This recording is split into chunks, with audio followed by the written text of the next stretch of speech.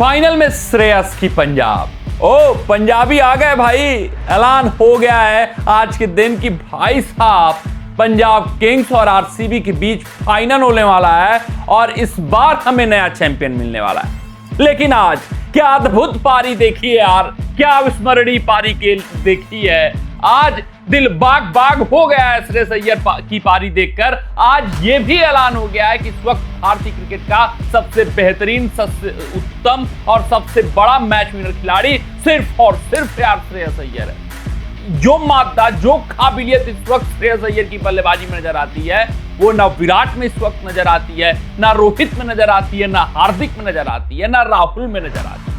साफ तौर पे आज श्रेयस अय्यर ने दिखाया कि वो इस वक्त भारतीय क्रिकेट के सबसे बेहतरीन बल्लेबाज है और बीसीसीआई ने टेस्ट क्रिकेट में उनको ठुकरा कर सिर्फ और सिर्फ भारतीय टीम का घाटा किया है। श्रेयस अय्यर का कुछ नहीं जाता, लेकिन कमाल थी आज की पारी, लाजवाब थी आज की पारी, बेमिसाल थी आज की पारी, अलौकिक थी आज की पारी यार।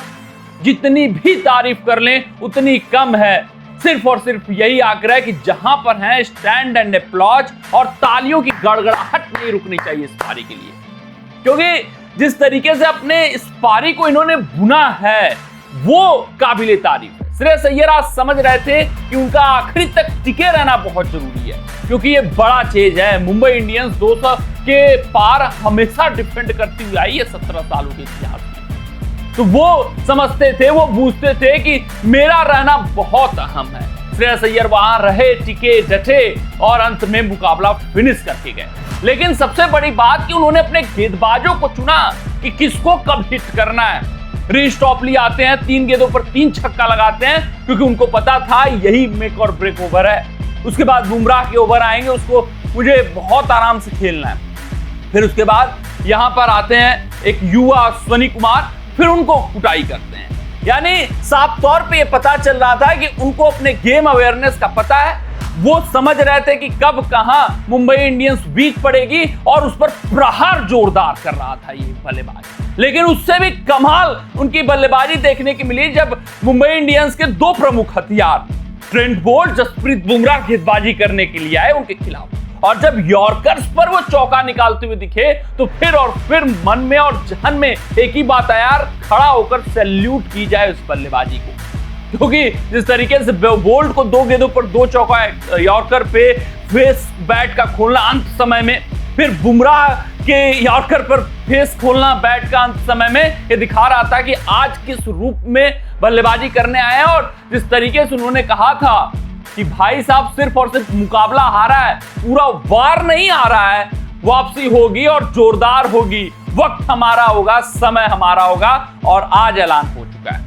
तो आज पंजाब किंग्स के 3 सुपर हीरोज ने मुंबई इंडियंस को खून के आंसू रुलाया है, मुंबई इंडियंस को बाहर किया है, और जो मेहनत किया था लीग फेज में उस मेहनत का भाई साहब उन्होंने परिणाम पाया है यहाँ पर एक मुकाबला, और उसको बड़ी जीत में तब्दील कर दिया है। मुंबई इंडियंस 204 पहली पारी में बनाती है। जब चेज की बारी आती है तो लगता है यार Bumrah, Trent Boult, Mitchell Santner जैसे गेंदबाजों के आगे ये कहां पंजाब चेज कर पाएगी, और मुंबई इंडियंस जल्दी 200 के पार कंसीड नहीं करती है। लेकिन जॉस इंग्लिश पहला इनका बब्बर शेर गरजता है, बरसता है, दहाड़ता है, और प्रहार मालूम है कहां करता है, हाँ इनको, इनके ईगो को ठेस पहुंचाता है। जसप्रीत बुमराह को 20 रनों के लिए कूटा जाता है, और इंग्लिश ने पिछले मुकाबले में जो लीग फेज का हुआ था वहां पर भी बुमराह की कुटाई की थी, और जब इंग्लिश ने 20 रन कूटे जसप्रीत बुमराह को तो सन्न हो गई मुंबई इंडियंस टीम। वो पैनिक बटन दब गया था उनके खेमे में उसी वक्त कि यार अब क्या, क्योंकि वो समझ रहे थे कि अगर इंग्लिश लंबा टिके तो फिर बुमराह को नहीं ला पाएंगे, क्योंकि लग रहा है इंग्लिश ने बहुत बखूबी बुमराह को पढ़ा है, समझा है, उनके वेरिएशंस को वो आंक रहे हैं, देख रहे हैं। क्योंकि लीग फेज में आखिरी मुकाबले में बुमराह की कुटाई करना, इस मुकाबले में पहले ही ओवर में 20 रन कूट डालना दिखाता है कि ये बुमराह को काफी अच्छे तरीके से पढ़ रहे हैं। तो बुमराह को 20 रन कूटे तो ईगो पर प्रहार हुआ और इंग्लिश ने अपना काम कर दिया था यार, वहीं पर इंग्लिश ने अपना काम कर दिया था। हाँ, उनका जब विकेट आता है तो लगता है कि अब थोड़ा सा पंजाब पीछे चली गई है, क्योंकि बुमराह छूट चुके हैं और बुमराह के ये 3 ओवर अब यहां से महत्वपूर्ण होने वाले हैं। लेकिन श्रेयस अय्यर डिटरमाइंड थे, श्रेयस अय्यर समझ रहे थे, श्रेयस अय्यर बूझ रहे थे दूसरे सुपर हीरो का साथ लिया नेहाल वधेरा। हाँ, नेहाल वधेरा ने भी आज बेहतरीन पारी खेली, अच्छे सूझबूझ का परिचय दिया, लेकिन हाँ कहेंगे कि किस्मत भी नेहाल वधेरा के साथ थी। ट्रेंट बोल्ट कैच छोड़े, फिर कुछ एजेज फ्लाई करके चौके में तब्दील हुए, लेकिन फिर भी जितना नेहाल वधेरा ने खेला है उतना इंप्रेस किया है। 48 रन बनाए, 29 गेंदों पर 4 चौके और 2 छक्के मारे।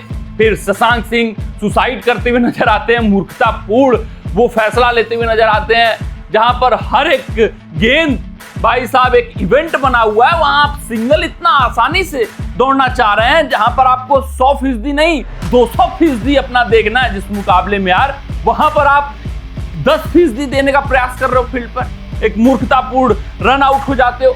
तो वो बहुत डिसाइडल मूवमेंट हो सकता था, लेकिन उसी ओवर में भाई साहब बुमराह को चौका, बोल्ट को चौका निकालना ये श्रेयस अय्यर की काबिलियत थी, और श्रेयस अय्यर ने मोमेंटम कभी भी मुंबई इंडियंस की तरफ शिफ्ट नहीं होने दिया।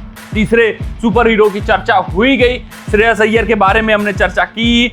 87 रनों की पारी, 41 गेंदों पर 5 चौके 8 छक्के, 212 का स्ट्राइक रेट रहा। क्या अद्भुत पारी श्रेयस अय्यर ने खेल डाली, अविश्वसनीय पारी, अलौकिक पारी यार।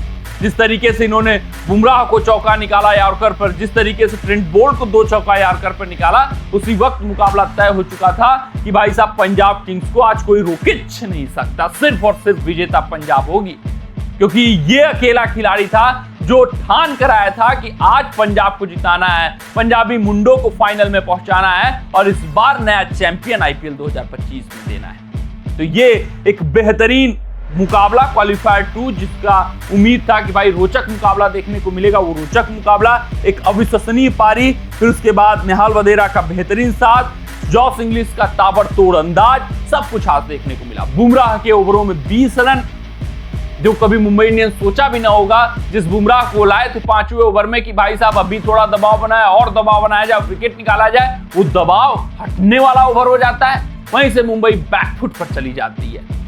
उसके अलावा अगर हम बात करें तो कुछ टैक्टिकल मिस्टेक्स भी हार्दिक पांड्या की कप्तानी में होते हैं। मिचेल सेंटनर का ना प्रयोग किया जाना, सिर्फ और सिर्फ एक लेफ्ट हैंडर के आने के कारण।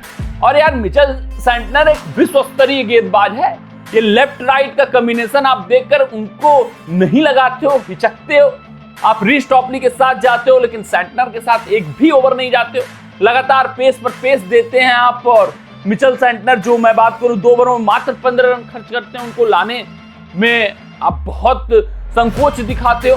तो ये सब कुछ फैसले जो थे वो बहुत मूर्खतापूर्ण फैसले नजर आए, जहां पर आप अश्विनी कुमार को बैक कर सकते हो, रीस टॉपली को बैक कर सकते हो, लेकिन चैंपियंस ट्रॉफी का जो सबसे बेहतरीन गेंदबाज था, जो विश्व स्तरीय गेंदबाज है, जो चालाक गेंदबाज है, जो बल्लेबाजों को देखता है, समझता है, बूझता है, उसके बाद गेंदबाजी करता है, उसको लाने में चाहिए।